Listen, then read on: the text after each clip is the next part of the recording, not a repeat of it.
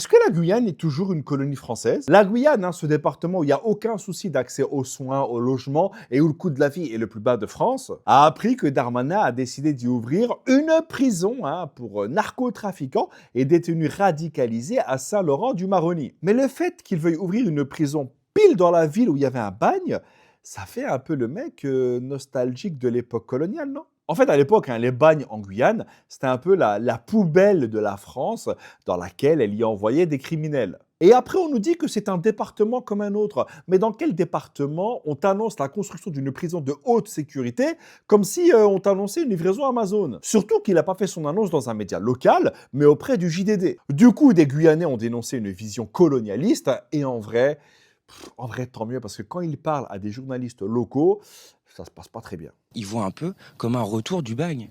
Mais c'est une insulte, monsieur à la République, ce que vous dites. Je vous dis ce que pense aujourd'hui la population. Vous êtes journaliste. D'abord, en plus d'être complètement idiot, c'est une insulte. Et même si Darmanin a dit que finalement, ce ne serait pas une prison pour les détenus de l'Hexagone et qu'en fait, le projet date de 2017, ça crée une polémique. Oui, s'il devait ouvrir une super prison en Corse, est-ce qu'il aurait eu le même comportement? Si là, tu hésites à répondre, c'est que tu as ta réponse. Du coup, tu comprends pourquoi je me demande